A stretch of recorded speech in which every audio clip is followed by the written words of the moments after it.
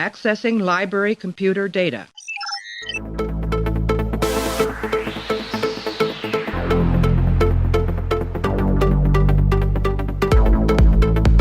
to make sure that history never forgets the name Enterprise.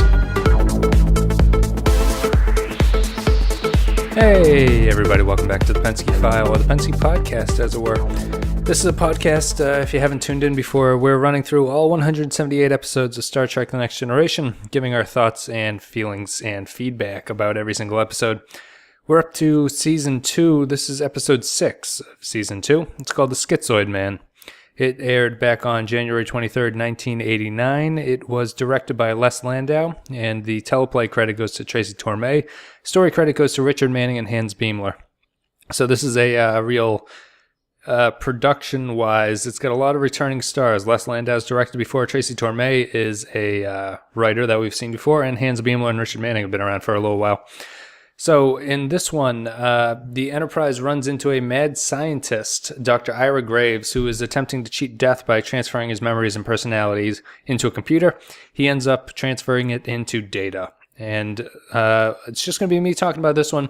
Real quick, not a very long episode, but right after this, we will get into it. I understand your desperation. The shock of learning you were dying, but you have no right to do what you've done. I have every right, Captain. I am man, he is machine. There is no question who must live and what must die. Hey, welcome back. Hope you enjoyed that little sound clip right there.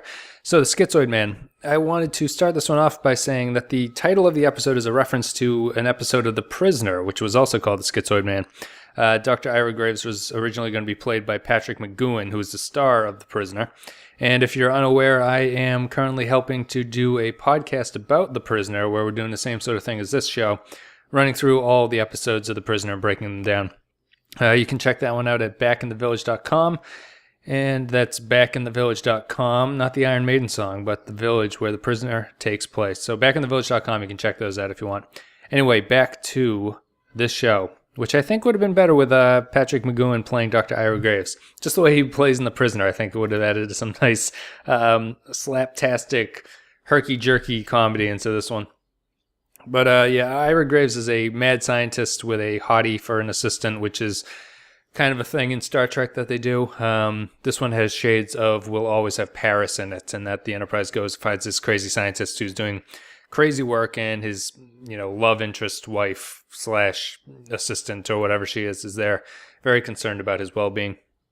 In this one, the Enterprise sends down a bunch of people, including Data, to go get Graves off the planet. Graves transfers his consciousness into Data, and Data sort of creates havoc wandering around the rest of the episode, acting as Ira Graves and pretending to be Data, and the crew is sort of unaware of what's gone on, even though you'd think they'd be up to his shenanigans after it's obvious that Data is not Data. But instead, Data runs riots all over the ship and eventually is talked down by Picard, and Graves puts his consciousness into the ship's computer instead of Data, and Data returns to normal.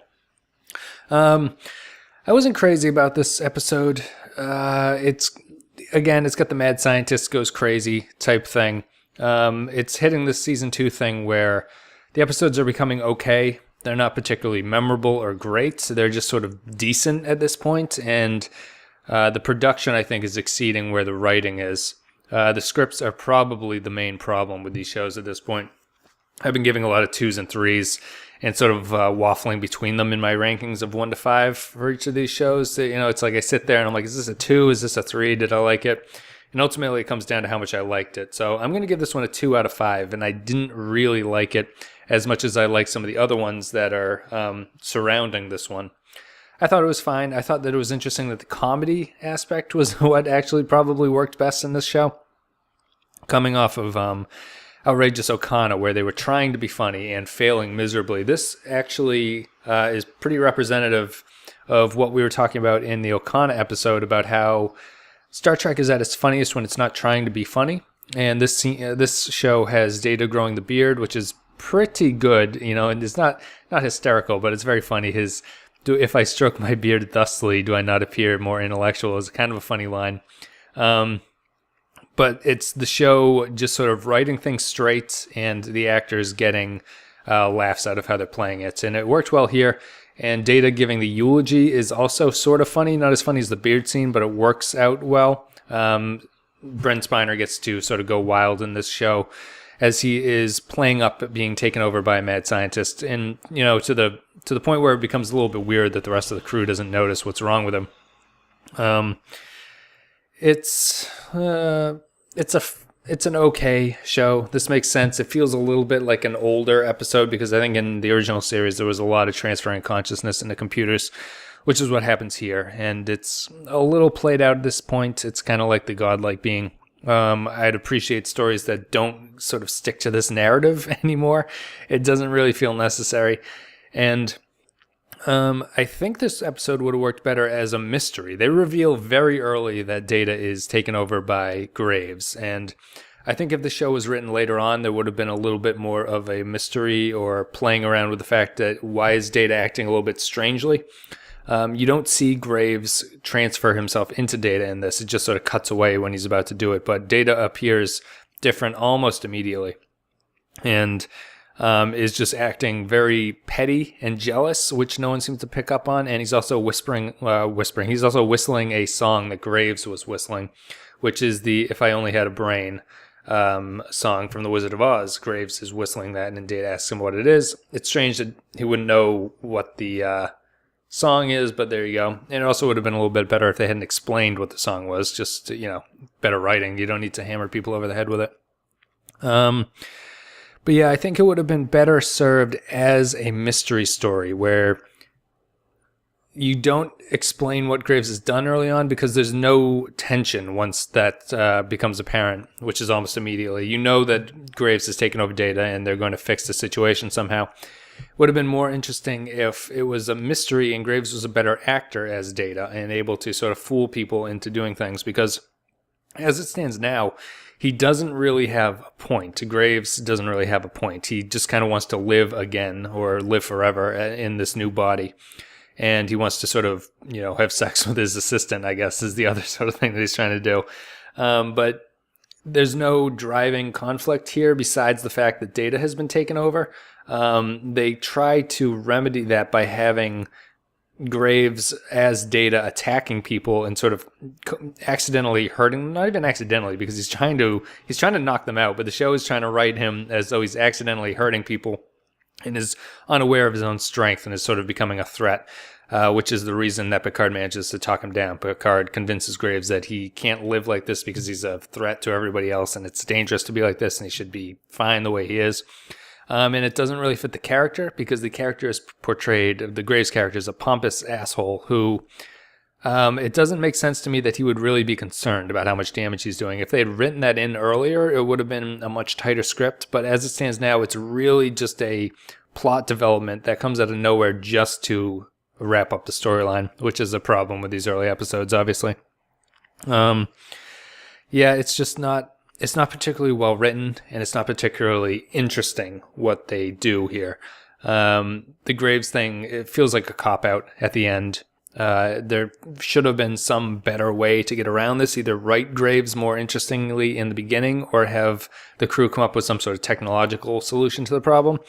They don't do that. They barely solve anything, and it continues the thing of the show just resolves by the villain sort of deciding to give up, and he gives up and leaves Data's body and implants himself in the ship's computer, where apparently he can't do any damage, or who knows, but they act like he's not going to be able to do anything to them.